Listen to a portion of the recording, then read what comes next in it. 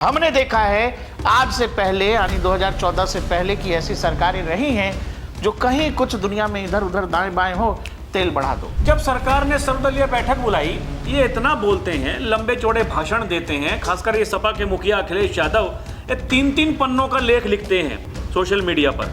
ठीक, ये लोग वहां पहुंचे नहीं। क्योंकि देखिए राहुल जी, प्राइस बढ़ा देना बेहद आसान काम है। हाँ, आपका हाथ पांव नहीं फूलेगा, सबसे आसान है कि अगर हमारे नेता, हमारी सरकार इस बात को कह रही है कि आप चिंता मत करिए, हम आपके साथ में हैं, लेकिन आपको भी हमारा साथ देना पड़ेगा। कि जिस समय दुनिया रूस को बैन कर रही थी उस समय हमने रूस से $60 प्रति बैरल पर भी तेल खरीदा। और ये तब भी छाती पीट रहे थे। उनका वहां एजेंडा सेट नहीं होता है, वो देश को आगे बढ़ते हुए नहीं देखना चाहते हैं। वो राजनीति देखिए ना उनकी, वो ये पूछते हैं और एक ये सोच है कि आपको देश को गर्त में लेकर के जाना है, तो आप वही तो काम करते हैं। और वहां आप तिरंगा लहरा कर आपका जहाज शान से आ रहा है, यह आपकी सफलता है मेरे भाई। बताइए, पाकिस्तान मध्यस्थता करा रहा है, यहां वाले विश्वगुरु क्या कर रहे हैं? बताइए, ईरान इजराइल में वॉर हो गया, हमारे यहां तेल नहीं आएगा, गैस नहीं आएगा, बताइए खाना कैसे बनाएंगे? बाप रे बाप, अब क्या होगा? हाथ पांव फुला लीजिए, काम मत करिए, घर में बैठ जाइए, डर जाइए, घबरा जाइए, क्योंकि देश में बर्बादी आने वाली है, सब कुछ बर्बाद हो जाएगा। क्योंकि बकौल इस देश का विपक्ष सरकार काम ही नहीं कर रही है, भारत एक्शन ही नहीं कर रहा है, लेकिन वो भी नरेंद्र मोदी है। एक बार एक कॉमेडियन ने कहा था कि राहुल गांधी जगह जगह शर्ट के ऊपर जनेऊ लेके जाते हैं और मंदिरों में घूमते हैं, जबकि राहुल गांधी को समझना चाहिए कि सामने वाला माथे पर भस्म रगड़ के खड़ा है। बहुत सही चीज़ थी। नरेंद्र मोदी को बार बार, हालांकि उन्होंने अपनी राजनीतिक भाषणों में ये कहा भी है कि आप जो सोचते हैं जहां ख़त्म करते हैं, हमारी कहानी ही वहां से शुरू होती है। जिस समय विपक्ष ये बताने में पूरे देश को व्यस्त था कि अब क्या होगा, पूरी दुनिया में ये हो रहा है, ये हो गया, वैसा हो जाएगा, अभी हो जाएगा, हमारे देश में हो कुछ नहीं रहा था। हमारे देश में कुछ नहीं हो रहा था। 150 करोड़ की आबादी है, कहीं कोई लाइन लंबी किसी पेट्रोल पंप पर इसीलिए लग गई क्योंकि उसका टैंकर रास्ते में, कहीं किसी गैस एजेंसी में गैस नहीं पहुंचा इसीलिए लाइन लगी हुई है। कांग्रेस ने कहा कि देखो देश लाइन में खड़ा है। हमको पता है सिलेंडर की हकीकत, जो लोग जानते हैं वो जानते हैं कि 2014 से पहले सिलेंडर कितनी बड़ी बात थी। लोग सांसदों और विधायकों से सिफारिश कराते थे, मिडिल क्लास आदमी का सपना था। जैसे आज आप सपना क्या देख रहे हैं? आज मिडिल क्लास का सपना यह है, गाड़ी होना चाहिए, घर होना चाहिए, बढ़िया। उस समय सपना ही गैस सिलेंडर पे ख़त्म था भाई। बोला एक सिलेंडर हो जाए, विधायक जी लिख देंगे तो सिलेंडर हो जाए। जैसा कि मैंने आपसे कहा कि जब दुनिया में वाकई में असर तो है, हम ऊर्जा स्रोतों के लिए, ऊर्जा ज़रूरतों के लिए दुनिया के कई देशों पर निर्भर हैं। कई सारे देशों में 40 से 60% तक राहुल जी रेट बढ़े हैं गैस और तेल के। हमारे यहाँ भाई, इसलिए मैंने कहा कि ये मोदी है, और पता नहीं कुछ तो है इस व्यक्ति में जो ये बतलाता है कि ये व्यक्ति हर बार आपदा में और भी निखर कर आता है। इनके पास हर आफत का एक ऐसा जवाब होता है, वो हर उसी आदमी के साथ हो सकता है जो बेहद ईमानदार है अपने काम में और अपनी चीज़ों को लेकर। जब आप बहुत कर्मठता से चीज़ों में लगे रहते हैं तो आपको ईश्वर रास्ता जरूर दिखा देता है। शायद ऐसी कोई विशेष अनुकंपा नरेंद्र मोदी के ऊपर है। दुनिया में जिस समय तेल के रेट्स बढ़ रहे हैं, उसी समय नरेंद्र मोदी की सरकार ने कहा कि सुनिए, हमारे यहाँ तेल के रेट नहीं बढ़ेंगे। लेकिन दबाव तो था तेल कंपनियों पर, क्योंकि लगातार क्रूड ऑयल के प्राइसेस $110 तक चले गए, जो 70 पर थे 110-120 तक चले गए। तो ये दबाव था, क्योंकि हम तो उसी रेट पर खरीद रहे हैं। सरकार ने कहा कि चलिए ऐसा करिए, जो एक्साइज ड्यूटी आप हमको देते हैं, पेट्रोल पर 10 रुपये जो देते हैं उसको 3 रुपये कर देते हैं, और डीजल पर जो 10 रुपये देते हैं उसको 0 कर देते हैं। यानी जो भार संभवतः तेल कंपनियां ग्राहकों पर, इस देश की आम जनता पर डाल सकती थी, सरकार ने कहा कि हमको एक्साइज ड्यूटी नहीं चाहिए। और ऐसा क्यों कहा होगा? ऐसा इसीलिए कहा क्योंकि सरकार जिस समय सस्ता तेल रूस से खरीद रही थी, इस देश में कलाकार पूछ रहे थे रेट कम नहीं कर रहे मोदी जी, सस्ता तेल खरीद रहे हैं लेकिन रेट कम नहीं कर रहे हैं। क्यों नहीं कर रहे थे ये आज आपको शायद समझ में आ रहा होगा। तो जिस व्यक्ति के पास मैनेजमेंट दूरदर्शिता हो, भारतीय राजनीति में बहुत कम ऐसे लोग हैं जो इस तरह की आपदा में भी तमाम राजनीतिक षड्यंत्रों से इस तरह से बचकर निकल जाता हो और विपक्ष के गुब्बारे को एक चुटकी में ऐसे फोड़ देता हो। ये जो आज कहानी हुई है कि हम आप ये हर कोई सोच रहा था कि शायद तेल के दाम ऊपर जाएंगे, सरकार ने कहा कि हम एक्साइज में कटौती करते हैं। हमारे साथ है राहुल जी। हमने कोविड में भी इस सरकार को देखा है भाई, सदी की सबसे बड़ी महामारी थी, आफत था पूरी दुनिया पर, और हमने अब भी देखा। इसीलिए मुझे लगता है कि नरेंद्र मोदी सरकार को लेकर प्रेडिक्शन करना बेहद मुश्किल है राहुल जी। मुश्किल नहीं, नामुमकिन है। और ऐसा इसलिए प्रकाश जी क्योंकि देखिए ये तो हमें दिख ही रहा है, और समझने वाली बात ये है कि जब कोविड का संकट आया था तो भारत की जो आबादी थी उसके हिसाब से भारत का मैनेजमेंट कितना बेहतर था। और अब जो वर्तमान की स्थिति है, देखिए युद्ध में हम नहीं हैं, लेकिन हाँ युद्ध से भारत का हर व्यक्ति प्रभावित है। यही देश के प्रधानमंत्री कह रहे हैं, यही जो पार्टी के जो बड़े नेता हैं बीजेपी के, वो भी इसी बात को कह रहे हैं। और इवन हम ये देख रहे हैं प्रकाश जी कि ये विपक्ष वाले जो नेता हैं ये कितने जिम्मेदार हैं, मतलब अपने आप को ये कितने जिम्मेदार मानते हैं कि हम वो व्यक्ति हैं कि हमारे ऊपर देश की जनता ने कितनी जिम्मेदारियां लाद दी हैं। जब सरकार ने सर्वदलीय बैठक बुलाई, ये इतना बोलते हैं, लंबे चौड़े भाषण देते हैं, खासकर ये सपा के मुखिया अखिलेश यादव ये 3-3 पन्नों का लेख लिखते हैं सोशल मीडिया पर, ठीक। ये लोग वहां पहुंचे नहीं, सारी नेतागिरी सोशल मीडिया से हो जाती है, सारी नेतागिरी इनकी केवल सोशल मीडिया पर है। ये लोग वहां पहुंचे नहीं। भाई आप इतनी बड़ी बड़ी बातें करते हैं तो वहां बैठक में जाकर के कुछ सुझाव देते, ये बताते कि देखिए नहीं आप नहीं कर पा रहे हैं मोदी जी, आप नहीं कर पा रहे हैं गृह मंत्री जी, आप नहीं कर पा रहे हैं विदेश मंत्री जी, आप नहीं कर पा रहे हैं रक्षा मंत्री जी, हमारे पास में ये उपाय है, हम ये करेंगे। केंद्र सरकार ने एक्साइज ड्यूटी घटा दी है। ये जो राज्य में जहां इनकी सरकारें हैं ये कितना टैक्स घटाएंगे? ये कर लेते, मोदी से पहले कर लेते, उनसे पहले करके दिखा देते यार। यही तो खेल है ना, ये जो मोदी जी कहते हैं कि सोच। दरअसल देखिए दो चीजें हैं, दो तरह की सरकार होती है। एक सरकार हमने देखा है जो सरकार चारा घोटाले वाली सरकार, जो सरकार केवल अपना पेट भरने पर लगी हुई है, अपने लोगों का पेट भरने पर लगी हुई है, आम जनता को चूस चूस कर अपना पेट बड़ा किया जा रहा है। लेकिन आप जब मौजूदा देखिए, आलोचना करने के लिए आदमी कुछ भी कर सकता है, कहीं से भी निकाल सकते हैं, लेकिन आपको एक चीज माननी पड़ेगी जो राहुल जी, जो मौजूदा सरकार है, जब आप इसके फैसले देखोगे उसके कोर में आम जनमानस है, वो अंतिम आदमी है। नहीं तो आप ये बताइए ना, वॉर लाइक सिचुएशन है, हम हर कोई जानता है कि तेल के लिए हम दुनिया पर निर्भर हैं, और सबको पता है कि जब वहाँ हो रहा है दुनिया में तेल रेट बढ़ रहा है, सरकार धीरे से बढ़ा सकती थी, ये ऑप्शन था।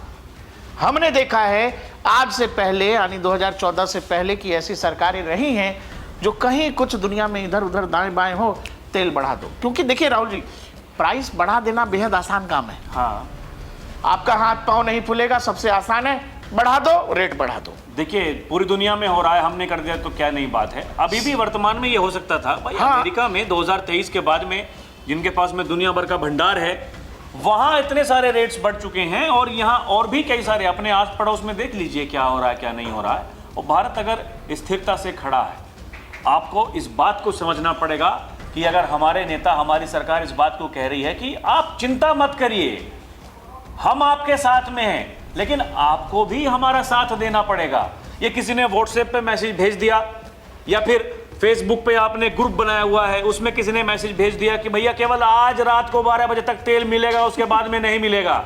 और घर में जितने बर्तन थे वो सब लेकर के वहां ट्रैक्टर में पहुंच गए पेट्रोल पंप पर। चूरनदास, भगोने में पेट्रोल लोगे, पेट्रोल उड़ जाएगा, गर्मी का मौसम है, ढक्कन के साथ ले जाना भगोना जो कस सको।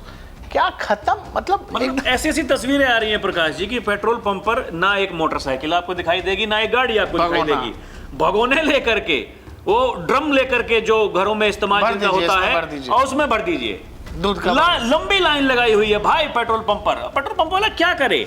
और फिर ये इनके जो ये विपक्षियों के जो बुद्धिजीवी पत्रकार हैं, उनके चेले चपाटे जाकर के वहां क्या रिपोर्टिंग कर रहे हैं? वहां ये कर रहे हैं कि देखिए ये मोटरसाइकिल वाले को कह दिया केवल 100 रुपए का तेल मिलेगा, गाड़ी वाले को बोल दिया है केवल 1000 रुपए का तेल मिलेगा। अरे उससे पहले क्या करतूत कर रहे थे तो वो नहीं बताएंगे। वो करतूत जो कर रहे थे, भगोनों में जो तेल डलवा करके ले जा रहे थे, पेट्रोल डीजल ड्रम में भरवा करके ले जा रहे थे। अरे भैया कौन सी आफत है? तो फिर क्या करेगी सरकार अगर ऐसे काम करोगे?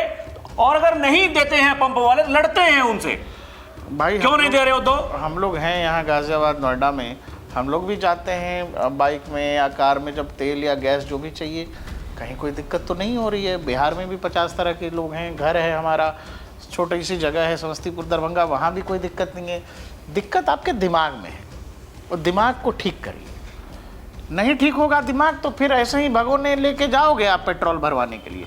दूसरा, आज जो सरकार कर रही है कि दुनिया की आफत में, ये बहुत बड़ी बात है मेरे भाई, कि सरकार ने कहा कि चलो हम एक्साइज ड्यूटी ख़त्म करते हैं। ये क्यों कर सकी है सरकार?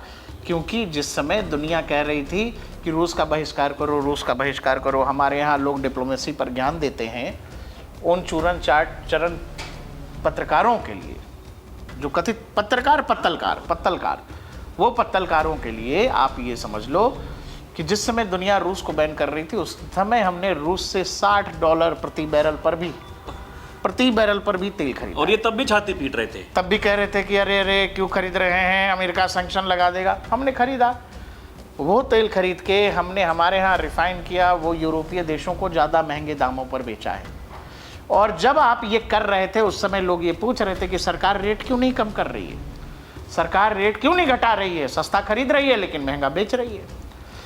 आज वही काम आ रहा है, क्योंकि पहले आपने तेल कंपनियों को वो मुनाफा दिया है, और सरकार और तेल कंपनियों के बीच संभवतः इसी तरह की डील है कि भाई ये हर 2 महीने पर 3 महीने पर कि कहीं बम छूट गया, कहीं कुछ हो गया तो तुरंत रेट नहीं होगा। ये भारत में प्राइसेस पिछले 5-7 सालों से तेल की, अगर खासकर पेट्रोल डीजल की बात करें, एकदम स्थिर है।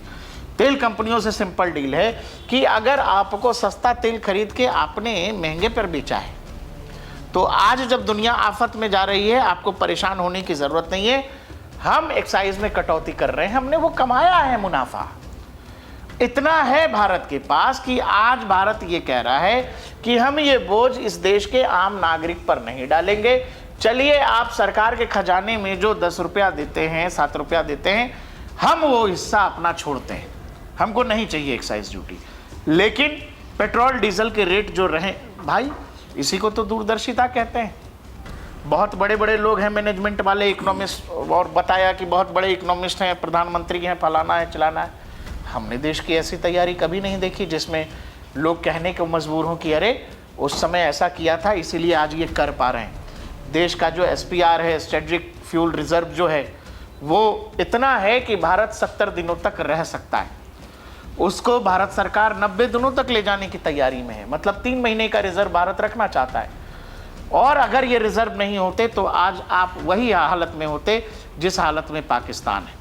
पहले दूसरे दिन आपके पांव फूल गए हो। एग्जैक्टली। और ये विपक्ष के जो नेता हैं, इनको समझ में नहीं आएगा ना प्रकाश जी। देखिए, सरकार कुछ भी देश हित में करे तो वो, क्योंकि उनका वहाँ एजेंडा सेट नहीं होता है, वो देश को आगे बढ़ते हुए नहीं देखना चाहते हैं। वो राजनीति देखिए ना उनकी, वो ये पूछते हैं किसी संस्थान में कितने दलित व्यक्ति काम कर रहे हैं, हाँ। कितने पिछड़े व्यक्ति काम कर रहे हैं, पत्रकारों में कितने पिछड़े हैं, कितने दलित हैं, ये भी मतलब राहुल गांधी ये तय करेंगे। तो ये तो बताएं राहुल गांधी की माता जी और जो उनके परिवार के सदस्य हैं, वो हॉस्पिटल्स में जाकर के वो कितने लोगों को, दलितों को और पिछड़ों को ढूंढते हैं इलाज करवाने के लिए। हमको दलित डॉक्टर ही चाहिए। हाँ, ये बताएं राहुल गांधी। अरे अपनी पार्टी में आप दलित को प्रधानमंत्री बनाने को शुरू कर दो ना यार। और ये देखिए, ये ऐसा नहीं होता है। जिस समय GST सरकार लेकर के आ रही थी, इन्होंने तब छाती पीटी। सरकार ने GST रिफॉर्म किया, इन्होंने तब छाती पीटी। दिक्कत यह है, जो अजीत डोभाल ने बहुत पहले कहा, कि डेमोक्रेसी की सबसे बड़ी दिक्कत यह है कि 100 लोगों का ग्रुप है, उसमें से 25 हमारे साथ जीत गए, दूसरा ग्रुप हमसे बड़ा है, लेकिन तब भी मेरे पास ये ताकत है कि हम उस ग्रुप को तोड़ के हम नंबर 1 हो जाएंगे। समस्या डेमोक्रेसी की ये है कि लोग अफवाह पर, सबको बोलने की आज़ादी है, बोलना क्या है, कितना बोलना है, किस मात्रा में बोलना है, इसका कोई अंदाजा ही नहीं है। बोलना है इसीलिए लोग कुछ भी बोलते हैं, और इसमें बार बार दायरा लांघा जाता है, लक्ष्मण रेखा पार। आप ये बताओ, घर में कोई आफत है, तकलीफ है, दिक्कत है, आपका बिहेवियर कैसा होना चाहिए? जिम्मेवार होना चाहिए। आप अपने घर के बच्चों को डरा देंगे? घर का कह रहे नौकरी चली गई, अब क्या होगा बेटा, अब तो कुछ नहीं कर सकते बेटा, अब तो चलो सब लोग मिलकर जहर खा लेते हैं। ये करेंगे? या ये करेंगे अच्छे जिम्मेदार पिता की तरह कि शायद आपके घर वालों को आपकी नौकरी के बारे में पता भी नहीं लगेगा, अगर आप अच्छे मुखिया हैं तो। मौजूदा सरकार यही कर रही है। कोई ज़रूरत नहीं है कि हर चीज़ आप तक, हर दिक्कत आप तक। ऊपर बैठे कुछ लोग हैं जो मैनेजमेंट कर रहे हैं, ईमानदारी से कर रहे हैं। अगर हॉर्मुज में 4-5 जहाज जो दिन के निकल रहे हैं उसमें 2 आपके हैं, तो ये आपकी सफलता है, आपकी विदेश नीति की सफलता है। दुनिया के तमाम देशों की ये जहाज हॉर्मुज के उस तरफ रुके हुए हैं। अगर ईरान ये कह रहा है कि नहीं हम भारत के जहाज निकलने देंगे उस जगह पर जो पूरा का पूरा युद्ध क्षेत्र है, और वहां आप तिरंगा लहरा कर आपका जहाज शान से आ रहा है, ये आपकी सफलता है मेरे भाई। और इसको एडमायर करो, गौरव करो इसका। कि जी खामनेई के लिए शोक प्रकट नहीं किया, वहां के नेताओं के लिए शोक प्रकट नहीं किया। अरे कितने इस्लामिक कंट्री हैं, उनके कितने राष्ट्र अध्यक्षों ने शोक प्रकट किया? ये सवाल नहीं है क्या? बता दो, बता दें। राहुल गांधी बताएं, या अखिलेश यादव बताएं, ये और जो बड़े बड़े कलाकार हैं वो बताएं। देखिए होता क्या है प्रकाश जी कि जब आपने ये तय कर लिया है, ये एक है आपको देश को सोचना है कि आपको आगे लेकर के जाना है, और एक ये सोच है कि आपको देश को गर्त में लेकर के जाना है, तो आप वही तो काम करते हैं। आप ये सोच ही नहीं रहे हैं कि देश कैसे आगे बढ़ेगा। अरे भाई आपकी मांग थी कि और पार्टी मीटिंग बुलाई जानी चाहिए, सरकार ने बुला ली, आप वहां पहुंचे नहीं। संसद में जब प्रधानमंत्री बोलते हैं तो राहुल गांधी वहां होते नहीं। संसद में चाहे वो लोकसभा में हो चाहे फिर राज्यसभा में हो, जिन नेताओं को वहां पर होना चाहिए सुनने के लिए, क्योंकि कैमरे के सामने तो वही आकर के बोलते हैं, और कोई नहीं सुनने के लिए प्रधानमंत्री क्या बता रहे हैं क्या नहीं बता रहे। फिर कहते हैं प्रधानमंत्री बोलते नहीं, जब बोलते हैं तो फिर सुनते नहीं। ऐसे ही गृह मंत्री का जब भाषण होता है कि जी हमें तो बात करनी है किसके ऊपर, एसआईआर के ऊपर। एसआईआर के ऊपर बात नहीं कर सकते क्योंकि भैया वो तो एक संवैधानिक संस्था है जो एसआईआर करवा रही है। चलिए चुनाव सुधार पर बात करते हैं। उसमें घुमा फिरा के एसआईआर की बात ही की सारे विपक्षी नेताओं ने। जवाब देने के लिए खड़े हुए गृह मंत्री अमित शाह भाग गए। जो भगोड़ा घोषित हो ही चुका है, जिसको जो बीच चुनाव छोड़ करके भाई वो कंबोडिया में जाकर के कॉफी बनाता है, वहां कॉफी पीता है बढ़िया बेहतरीन, तो उसको क्या मतलब है देश से? और आपको ये समझना पड़ेगा ना दोस्त कि जिम्मेवार कौन हुआ? वो जो पैनिक फैला रहा है कि देखिए देखिए देखिए आग लग गया, बाप रे बाप, तबाह हो जाएंगे, बर्बाद हो जाएंगे। या वो जो कह रहा आग लग गया है लेकिन उसको बुझा देंगे, चलिए मिलकर बुझाते हैं। फर्क है दोनों का। एक आदमी ये बता रहा है कि देखिए गैस की लाइन लगी हुई है, ये देखिए पेट्रोल पंप पे लाइन लगा हुआ है। दूसरा ये कह रहा है कि गैस का प्रोडक्शन हमने बढ़ा दिया है, पैनिक मत करिए, घबराइए मत। एक दिन में 60 से 65 लाख सिलेंडर हमारे यहाँ बुक होते हैं रेगुलर, जो रूटीन है। लेकिन किसी दिन अगर 75 लाख और 80 लाख हो रहा है तो ये पैनिक है, ये अफवाहबाजी है, और इसीलिए ये डिसबैलेंस हुआ है, इसीलिए ये असंतुलन आपको दिखा है। दिक्कत है, दिक्कत हो रही है, इसीलिए हो रही है क्योंकि कुछ इलाकों में युद्ध है, लेकिन हम बहुत सारी चीज़ें मैनेज कर पा रहे हैं। मैनेज इसलिए कर पा रहे हैं क्योंकि दिल्ली में कुछ ऐसे लोग सरकार में बैठे हैं जिनको पता है रास्ता क्या है, वो हर मुश्किल में रास्ता निकाल लेते हैं। हम लोग कोविड में ऐसे सिचुएशन में थे, ना हमारे हॉस्पिटल में बेड्स थे, ना हमारे पास ऑक्सीजन सिलेंडर था, पीपीई किट छोड़िए, हमारे पास मास्क तक नहीं था। उस समय भी लोगों का यही बिहेवियर था, यही पैनिक, यही अफवाहबाजी, यही फ्रॉडपना। उनको लगता है कि ये करके लोगों को नाराज करके, शायद कुछ लोगों को उकसा के, कहीं आग लगवा के, कहीं रोड जाम करवा के हम इस देश के प्रधानमंत्री को बदल देंगे। सिंपल एजेंडा है और कुछ नहीं है। उनको पता है कि वो किसी चुनाव में नहीं हरा सकते। उनको पता है कि जनता उनकी बात, उनके चेहरे पर यकीन ही नहीं करती। उनका चेहरा आता है, जनता मुंह फेर लेती है। तो वो क्या है, हर आपदा में ये चांस एक चक्रव्यूह रचने की कोशिश करते हैं, जिसके बीच में वो मोदी को रखते हैं, और फिर आम लोगों से कहना शुरू करते हैं कि देखो इसकी वजह से नहीं हो रहा है, देखो ये नहीं करने दे रहा है। जबकि इस देश का आम नागरिक ये बेहतर समझता है कि भाई तेल के मामले में, गैस के मामले में हम दूसरों पर निर्भर हैं। जिन लोगों पर अधिकतर निर्भर हैं, जहाँ से ज़्यादा आ रहा है, वो इलाका आज एक युद्ध क्षेत्र है। भारत 2014 से पहले 21 या 27 देशों से अपनी ऊर्जा ज़रूरतों को मंगा रहा था, खरीद रहा था। आज हम 47 देशों से अपनी ऊर्जा ज़रूरतों को खरीदते हैं। यानी हमने हमारा बहुत कुछ डाइवर्सिफाई कर दिया है। जिस क्षेत्र में जो कुछ हो रहा है, हमने रूस से खरीदारी बढ़ा दी है। ये सब हो रहा है, लेकिन मेरे भाई अचानक से एक सप्लाई चेन टूटा है, रुका है, वहाँ रुकावट आई है, तो दूसरी जगह मैनेज करने में थोड़ा समय तो जाएगा। जो समय जा रहा है ठीक वैसा है जैसा हम आप भी घर में कुछ हमने तय कर लिया, वो चीज़ खराब हो गई, आपको फिर से नए सिरे से तैयारी करनी पड़ती है। ये वो है। अब दुनिया के हर देश में आपके देश का सम्मान है, आपके देश के प्रधानमंत्री का सम्मान है, हर व्यक्ति आपके लिए व्यवस्था कर रहा। अर्जेंटीना हमसे 22,000 किलोमीटर दूर है। केवल मार्च के महीने में अर्जेंटीना ने 50,000 टन एलपीजी हमको भेजा है। क्यों भेजा होगा?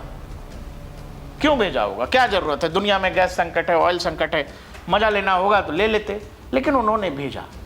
इसीलिए भेजा कि देश में कुछ लोग ऐसे बैठे हैं जो बहुत सीरियसली हमारे आपके बारे में, इस देश की व्यवस्था के बारे में सोचते हैं और उसके लिए सबसे बात कर रहे हैं ना। उसमें कोई दोस्त कोई दुश्मन नहीं है। हाँ भाई, इनके अनुसार कोई दुश्मन कोई दोस्त हो सकता है। अच्छा, क्या करते हैं इसमें? अब जब ईरान ने, इजराइल ने वहाँ ये सोच लिया कि भाई हमें हमला करना है, किसके ऊपर? ईरान के ऊपर। ईरान ने सोच लिया कि भैया मुझे तो सब पर हमला करना है, जो मुस्लिम कंट्रीज हैं, खाड़ी के देशों में, भैया जो आस पड़ोस में जो भी हैं सब पर मारो। तो ये ईरान का सोचना हो सकता है, वहाँ अमेरिका का सोचना हो सकता है, वहाँ इजराइल का सोचना हो सकता है, लेकिन भारत का सोचना इस तरीके से है, वो ऐसे सोचते हैं कि हमारे लिए सब बराबर हैं और कोई दोस्त नहीं, कोई दुश्मन नहीं। हमारे यहाँ लोग कह रहे हैं कि मोदी जी नहीं बोल रहे हैं। क्या बोलेंगे भाई? एक इंटरव्यू में उन्होंने कहा, कहीं गए हुए थे किसी चैनल पर, बोला कि लोग हमसे पूछते हैं आप किसके साइड हो? हम भारत की साइड हैं। भारत की साइड है। ये समझना कितना मुश्किल है। आपके ऐसा क्या है जो नहीं समझ में आ रहा है? बहुत मुश्किल नहीं है, लेकिन उसके लिए क्या है, दिमाग और आंख खुली रखनी पड़ती है। आपको पता है कि आपका भरोसा आम जनता में जीरो है। आपका चेहरा देखकर लोग मुंह फेर लेते हैं। आपके नाम, आपके चेहरे पर आम जनता बात करना नहीं चाह रही, बहस करना नहीं चाह रही। तो अब आप कहीं युद्ध हो रहा है, वहां से तेल आता है, उस तेल के जरिए उस तेल पर स्लिप होके पीएमओ की कुर्सी तक पहुंचना चाहते हैं। फिसलन से आदमी गिरता है, चोट लगती है, कोई पीएम वीएम नहीं बनता है। तेल के जरिए तो बिल्कुल भी नहीं। और मैंने आपसे कहा कि एक ऐसा आदमी बैठा है, चक्कर में पड़ेंगे तो गैस जब फटती है तो क्या होता है फिर? एक आदमी ऐसा बैठा है जिसको पता है भाई, उसको सब पता है, उसको मैनेजमेंट पता है, उसको आता है, और वो हर आपदा को ऐसे ही, उस विपत्ति से वो आदमी और मजबूत और लोकप्रिय होकर निकलता है, और उसका आपके पास जवाब नहीं है। दर्शकों, ये जो सरकार ने अचानक एक्साइज ड्यूटी घटाई है, क्या आपने ये मतलब उम्मीद की थी? हमने तो नहीं सोचा था। हमें भी लग रहा था, क्योंकि दुनिया में हो रहे थे, यूएस, चाइना, सब ने कर दिया।